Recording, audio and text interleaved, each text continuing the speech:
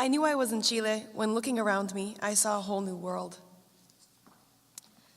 I knew I was in Cameroon when I boarded a small bus crammed with 40 people, only to sit down and have the mother next to me nestle her baby's head in my lap as we careened over dirt roads for the next 5 hours.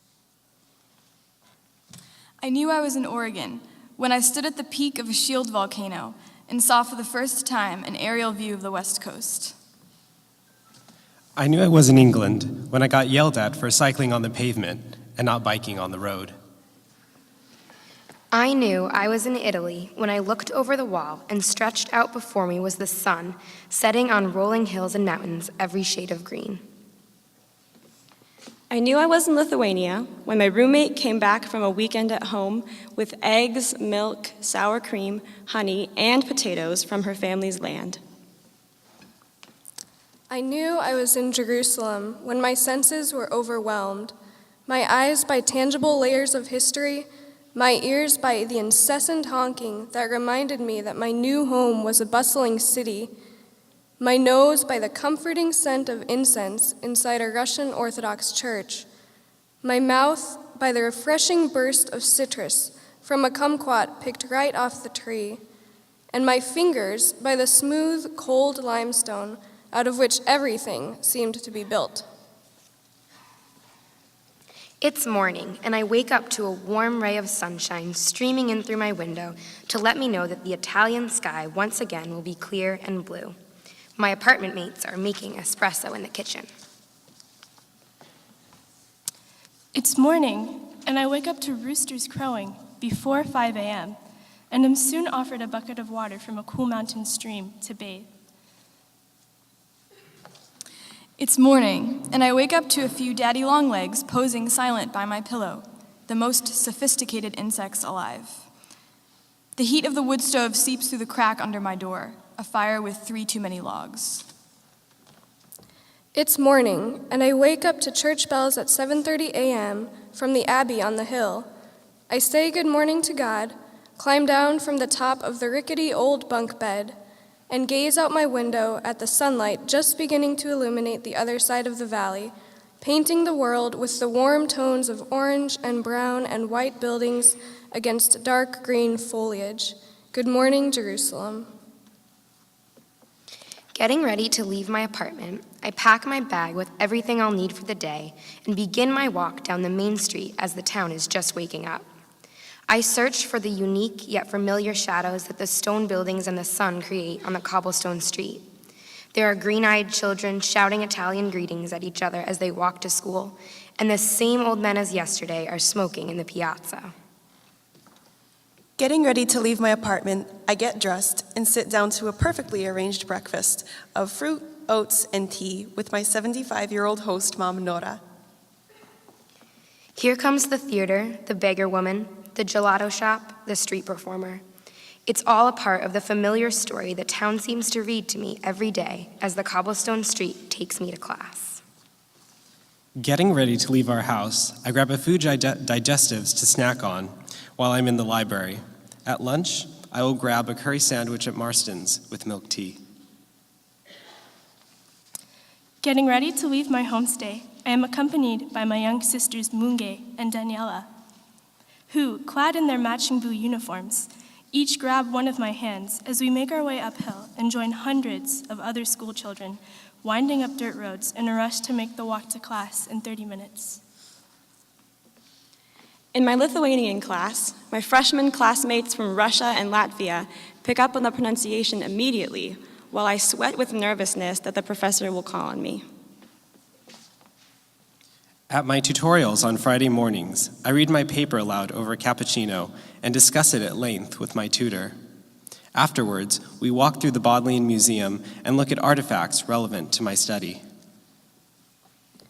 In my classes, it's typical that we spend our weekends learning experientially by studying on site in Israel, an afternoon exploring excavation sites in Jerusalem, a day visiting monasteries in Jericho, or a weekend learning about politics of the modern Middle East by visiting border towns from which we can look into Jordan, Syria, or Lebanon.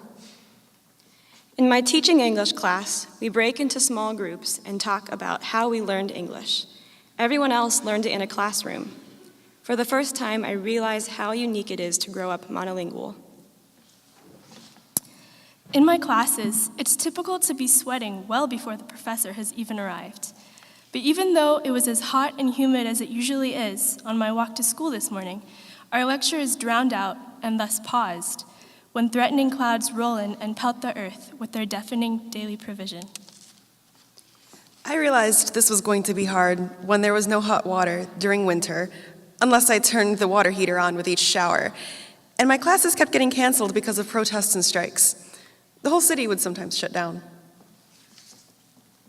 I realized that this was going to be hard when I had spent an entire day at the library and had only gotten through half of my reading list, and still had to make dinner for our food group.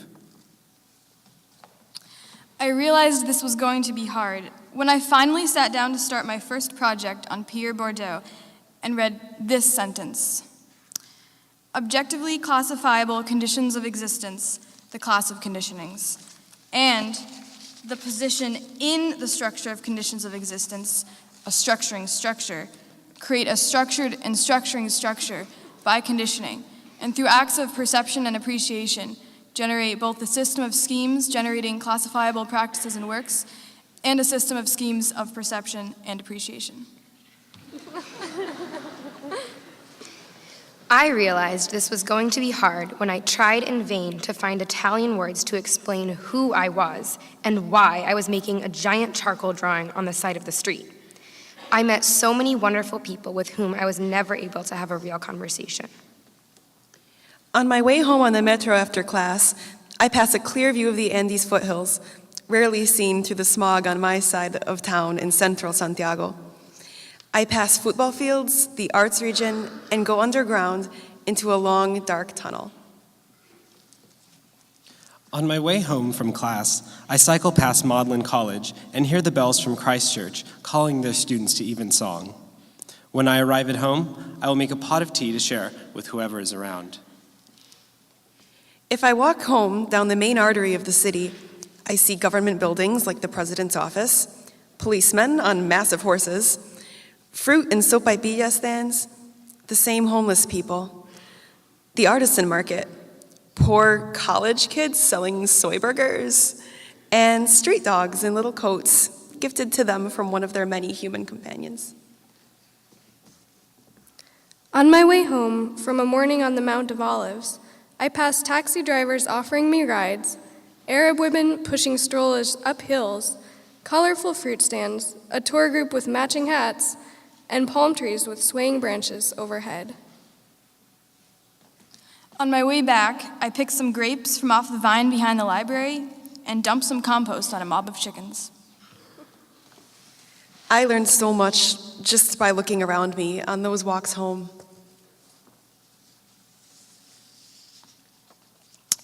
The view outside my window features chickens, embassies, sunshine, abandoned construction sites, hanging laundry, luxury cars, garbage heaps, and playing children competing for space.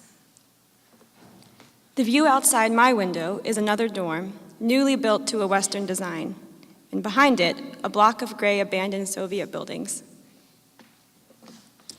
My window faces west, looking clear over to the other side of the valley. The houses, packed tightly together, cover the hillside like small squares of a mosaic. In the center of the neighborhood, a historic windmill. Surrounding the neighborhood, modern hotels. In the distance, blue hills that civilization has yet to completely conquer.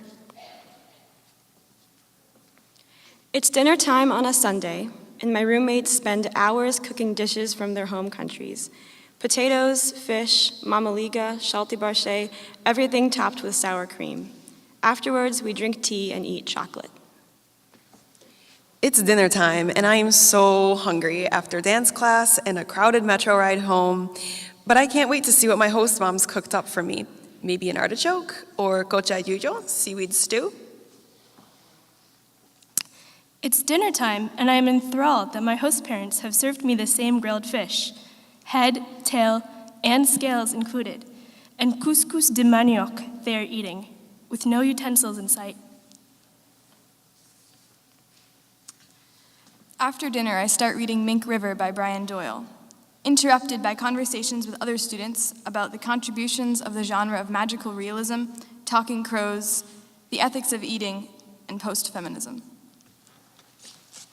After dinner, with a happy heart, I slowly walk back to my apartment on the narrow street in the drizzling rain.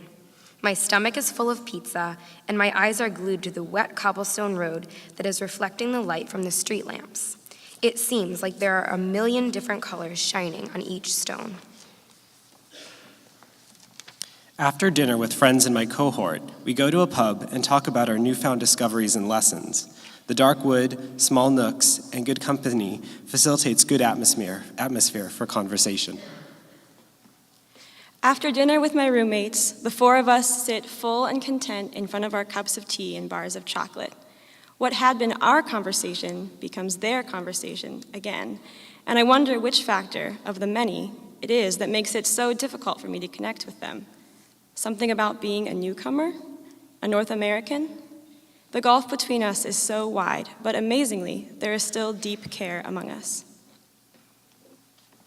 When the pub closes, we cycle down the hill, the crisp air refreshing after hours in a cozy room. After dinner, a few friends and I head up to the roof of our campus library, bongo drums and guitars in hand. From the top, Jerusalem sparkles below, while the stars shine brightly above in the crisp night sky. Our voices blend with deep drum beats as together we make music above the city that we love. I look up at the stars and think of my friends and family 4,000 miles away, somehow still under the same sky as me. Today was a spectacularly unique and beautiful gift, and for that, I'm truly thankful.